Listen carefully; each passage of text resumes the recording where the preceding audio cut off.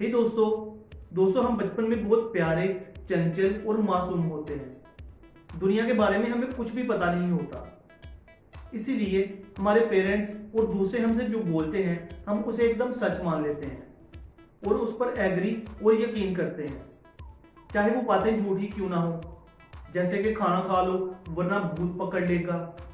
इसी तरह हमारे पेरेंट्स या कोई हमें बोले कि तुम स्मार्ट और ब्यूटीफुल हो तो हम खुद को स्मार्ट और ब्यूटीफुल समझने लगते हैं। पर अगर वो बोले कि तुम बदसूरत और स्टूपिड हो तो हम अपने आप को वही समझते हैं और अपने आप से एग्रीमेंट कर लेते हैं कि मैं बदसूरत और स्टूपिड हूँ, चाहे वो बातें झूठ ही क्यों ना हो। और हमारा ये एग्रीमेंट हमसे तब तक नहीं टूटेगा जब तक हमें कोई बोल बोल के ये प्रूफ ना कर दे कि हम एक्चुअल में स्मार्ट और ब्यूटीफुल हैं। ये बस एक एग्जाम्पल था, पर रियल लाइफ में भी हम जैसे जैसे बड़े होते हैं अपने आप से ऐसे बहुत से गलत एग्रीमेंट्स कर लेते हैं, कॉन्शियसली या सबकॉन्शियसली। कुछ अपने पेरेंट्स की वजह से, कुछ अपने दोस्तों की वजह से और मोस्टली अपनी सोसाइटी की वजह से जहां हम रहते हैं, जिसमें हमारे पेरेंट्स, फ्रेंड्स सब आ जाते हैं। एग्रीमेंट जैसे कि कामयाब बनना है तो पढ़ाई करके डॉक्टर या इंजीनियर ही बनना पड़ेगा, वो भी बाजवा साहब के बेटे जैसा। काले लोग अच्छे नहीं दिखते, कोई अगर मोटा, पतला या हाइट से कम है या और कोई कमी है उसमें तो हमें उसका मजाक उड़ाना चाहिए। एक लड़का लड़की से ज़्यादा इम्पोर्टेंट होता है, एक्सेट्रा। मुझे नहीं पता आपने अपने आप से ऐसे कितने एग्रीमेंट्स करके रखे हैं और वो कितने सही या गलत हैं, पर मैं आपको कुछ ऐसे एग्रीमेंट्स बता सकता हूँ जो आपको खुशहाल ज़िंदगी गुजारने के लिए अपने आप से करने ही चाहिए। First agreement, be impeccable with your words. एक औरत थी जो बहुत अच्छी और इंटेलिजेंट थी। उनकी एक बेटी भी थी जिसे वो बहुत ज़्यादा प्यार करती थी। एक शाम जब वो काम से वापस आईं तो उनका सर बहुत दुख रहा था। ऑफिस में उनका दिन खराब गया था, जिसकी वजह से वो थकी हुई और टेंशन में थी। उनको सुकून और आराम की ज़रूरत थी, पर उसी टाइम उनकी बेटी खुशी खुशी गाना गा रही थी। उसे पता नहीं था कि मॉम का दिन आज खराब गया है। वो तो अपनी ही दुनिया में एकदम खुश थी। नाचते गाते वो अपनी फीलिंग्स एक्सप्रेस कर रही थी और रह रह कर उसके गाने की आवाज़ बढ़ती ही जा रही थी। इसी वजह से उनका सर दर्द बढ़ रहा था।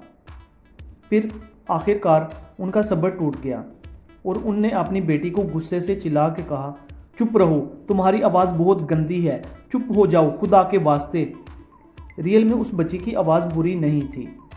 ये अल्फाज उन्होंने बोले क्योंकि उनका सर बहुत दुख रहा था, पर उस बच्ची ने ये बात दिल से मान ली।